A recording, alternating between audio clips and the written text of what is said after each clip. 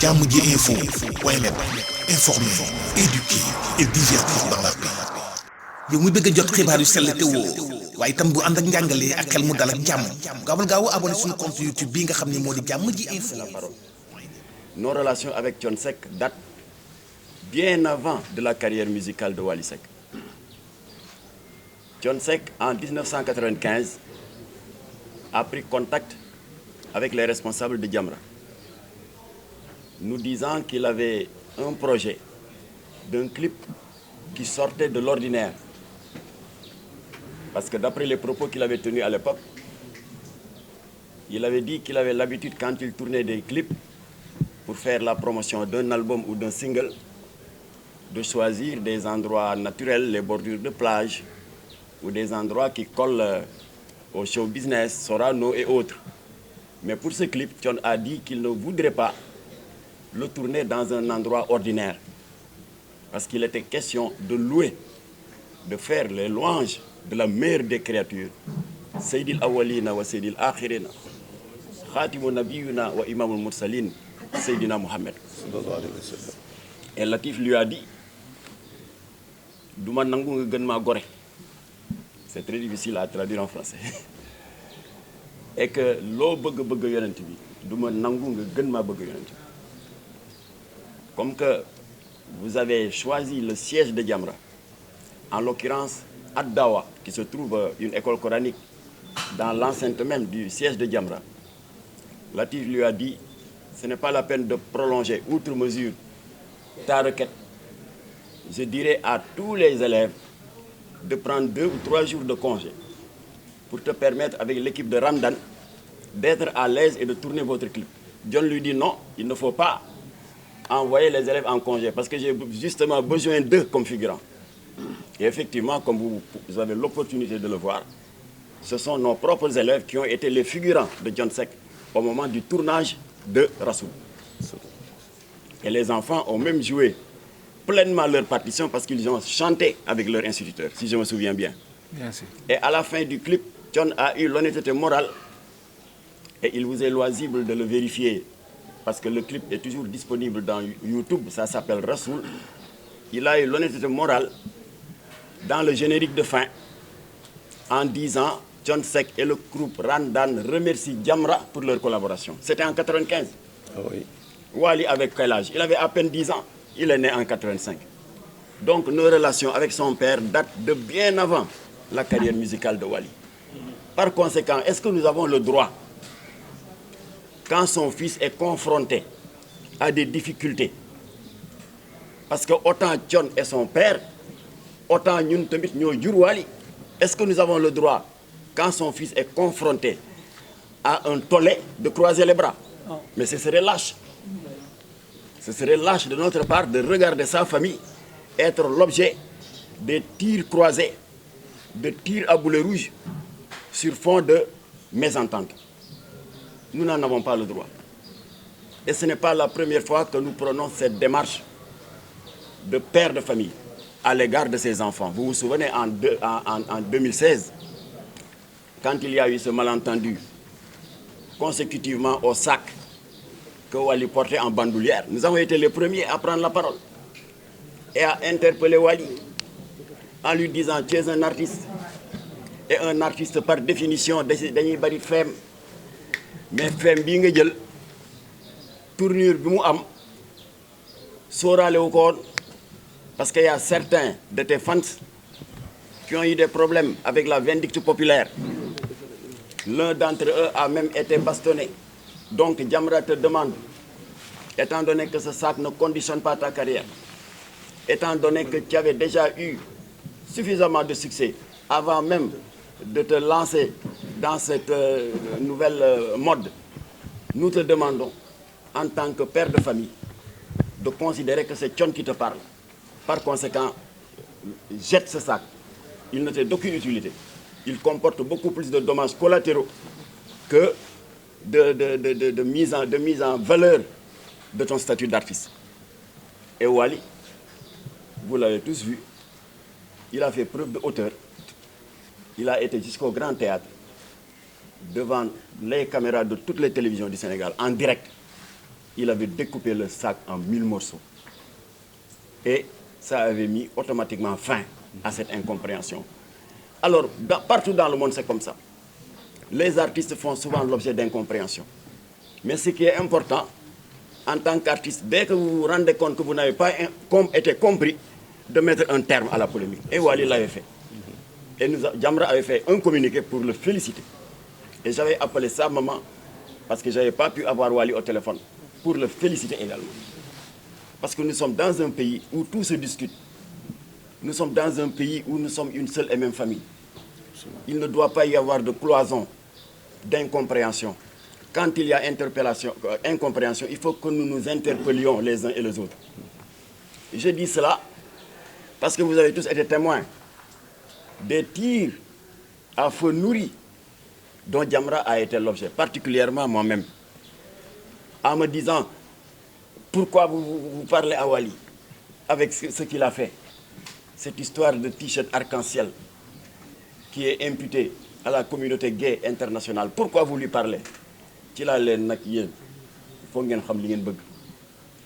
Lorsque Jamra, il y a quelque temps, soucieuse de la préservation de nos valeurs culturelles et religieuses, particulièrement de la santé mentale et morale de ses enfants, s'était vigoureusement dressée contre les dérives audiovisuelles, en l'occurrence le business du sexe de Walfadjri, ou plus récemment maîtresse d'un homme marié de 2S, qu'est-ce que vous avez dit? Wa Jamra dañu soxor lutax jéemu ñu dem waxtaan ak wa maîtresse jéema waxtaan ak ñoom lutax jiitalu ñu waxtaan du loolu ngeen ma waxoon waa coow Wally jib ma jiital waxtaan ñu ne ma lutax ngay wax ak Wally c'est ça le Sénégal nee ngeen maîtresse d'un homme marié lutax may jóg di leen porter plainte te jiitalu ma waxtaan ak ñoom ma ne d'accord, je fais mon mea culpa. Coow Wally jib, j'ai tiré le son de vos critiques et j'ai pris langue avec Wally. Je l'ai eu au téléphone. J'ai eu sa maman au téléphone. J'ai eu Sokhna Aïdara au téléphone, que je remercie d'ailleurs pour leur courtoisie. Parce que yéen a ma conseillé ne la ma def ci maîtresse d'un homme marié baaxul dama waroon jiital waxtaan waaw ma jiital waxtaan ci Wally ñu ne ma lu tax ngay wax ak moom Wally du ku ñuy waxal Wally extraterrestre la martien la wala dëmm la wala jinne la du sénégalais comme ñun waaw du ma wax ak moom. Alors moo tax nag ñu ngi delloo njukkal baayam bi waral lii tey ndax lii mooy Sénégal lii yëpp mënoon na ko ci bañ a fekk dal di cramponné wu ca la mu jàppoon rek bu ko defee le fossé allait s'agrandir. Kon Thione, tout le bureau exécutif de Jamra ñu ngi rendre hommage à la hauteur d'esprit dont vous avez fait preuve. Tout le bureau exécutif de Jamra ñu ngi lay massalu coono ndax wayjur dafa metti. Léegi nag li ci am solo mooy de tirer des enseignements de ce qui vient de se passer. Ana Wally ñëwul. ñu ñëw. Enseignement yi du leneen lu dul li tubaab di wax naan et c'est valable pour nous tous muy baat boobu ñu naan c'est en faisant des erreurs qu'on apprend. Ndax xam nga saag bi Wally dootu ko def mukk gis na incompréhension yi mu jur. Coow li am itam il lui appartient d'en tirer les enseignements parce que kenn bëggul heurter sa communauté. Wally bu géntoon ne mbirum t-shirt bi dana ko jural lii est-ce que dana ko def ndax Wally lu muy cascadeur pour utiliser un terme boy Dakar xanaa yéenewul boppam coow yéenewul boppam ñu di ko maudire yéenewul boppam ñu di ko saaga kon lii gënalu ko. Voilà moo tax nag comme que dañu toll dans la phase de tirer des enseignements de ce qui s'est passé Wally comme que nee nañ ma exeegul je lui dis ici en prenant son père à témoin que désormais Wally ñu ngi lay ñaan boo jógatee war a dem bégal say fans boo jógatee war a bégal àdduna wala bégal àdduna wala bégal sénégalais yi. Le Sénégal est un pays qui a ses sensibilités. Li ma lay ñaan utal un petit staff 2 ou 3 personnes su bëggee sax ñun ñu mandaté benn waa Jamra mu ñëw fekk si la ñu mën di la conseiller ci say tenues vestimentaires ñu mën di la conseiller sur tes attitudes d'artiste.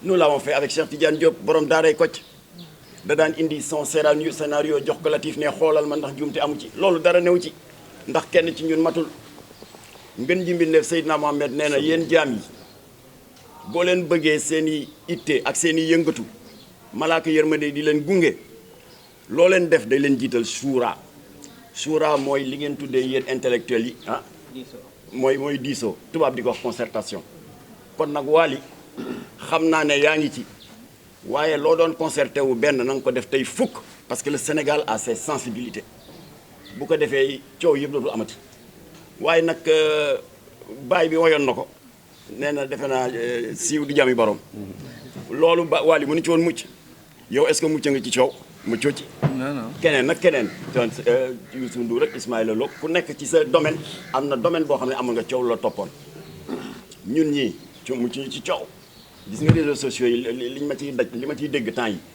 moo tax maa ngi saluer amicalement mon ami ki newal faj yi l'amuseur public la Sa Ndiogou defal damay sketch nee na Makhtar Gueye mooy conseiller en communication de Wally ku mën a mucc ci coow am na keneen ku def benn clip benn live virulent nee na man maay avocat wu famille Balago Seck waaye ba tey d'accord na bu dee pour defar rek la ak yokk juboo ci askan wi ak yokk ko juboo entre famille Balago ak nit ñi d'accord na ndax loolu du bàkkaar du jëf ju ñaaw ndax àdduna bi ñaar yooyu rek a fi ne ñi nga xam ne fu ñu gis ay ferñeent ñu daw uti bidon essence sotti xam ba ak ña nga xam ne au contraire ñu ngi daw uti ndox sotti ci comme que yàlla foofu la ñu nattoo on l'assume voilà kon Thione boo ma joxul woon kaddu du ma fi jël kaddu ndax tey yow yaay tey maître de cérémonie sa bés la ñu Jamra dolli rek di la masalu waaw ndax ala kulli haal mënoo nekk un leader d'opinion te doo am coow président de la république di nelawatul ndax pétrole bi nelawatul waaw ma sàcce wax leen sax xam nga man dama bokk aar lu ñu bokk fa laay méditer am na kilifa gu jóge ci président nee ma président nee na lan ngay wut aar lu ñu bokk foofu du sa place ma ne ko loolu du sama place ñoom neewuñu kenn sàcc nga neewuñu kenn yaa randal suñu pétrole waaye alal dañu bokk moom ko ñañu ko dénk ka nga ko dénk waaw amoo sañ-sañ di sàkku ci moom leeral loolu rek la exemple dama def hors sujet rek pour wan leen ne kenn mënula mucc ci coow Macky Sall coowam ko topp kur ndax pétrole bi comme que adduna bi demee noonu rek lépp nañ ko def ci rafetal rek ci ormalante kenn bañ a xaw yi sa sutura morom kon nag ñu ngi ñaan yàlla xel yi delloo si ñu ñaan yàlla itam aar Wally Seck yal na ko yàlla sàmm yal na ko yàlla teg ci siraatal mustaqim te yal na ko yàlla musal ci ay pexe noon yi nag du fii rek noon yi bokk na ci lobby yi nga xam ne nit ku siiw la ñuy bañ a gis nit ku siiw moom la les lobby maçonnique homosexuel moom la ñuy bañ a gis xam nga lu tax ndax boo siiwee nekkee porteur de voix pour ñoom c'est une occasion de choix pour mën di jàllale ay message Wally na xale la bu fekkoon loolu mu def yow mii la dal wala keneen ku tolloog moom génération ça allait passer inaperçu mais li tax ba su Wally am impact il y a beaucoup de milliers de jeunes yu ko jël comme référence moo tax je l'ai dit à Wally au téléphone tu n'as pas le droit à l'erreur keneen ak keneen am nañ droit erreur mais yow amuloo droit erreur ndax da nga bari xale mbooloo bu la yàlla dénk yàlla la ko dénk mënoo ci dara kon nekkuloo nit ku libre encore une fois may répéter rek Wally nay veiller désormais à sa tenue vestimentaire nay veiller désormais à ses fréquentations parce que adduna bi dafa nekk un petit village tout peut se savoir en une fraction de seconde ñu tëj nag dellu di ko ñaanal ndax c'est un homme ciblé amul kenn ku siiw muy yow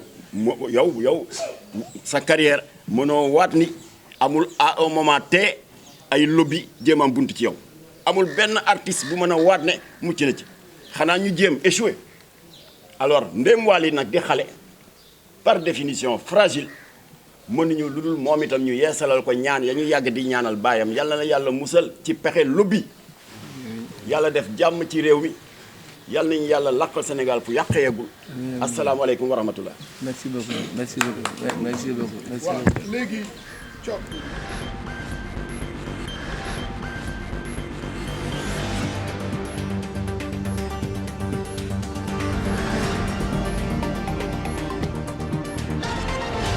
jàmm ji info point net informer, éduquer et divertir dans la paix. yow mi bëgg a jot xibaar yu sell te woo waaye itam bu ànd ak njàngalee ak xel mu dal ak jàmm gaawal gaaw abonné suñu compte YouTube bii nga xam ne moo di jàmm ji info point net.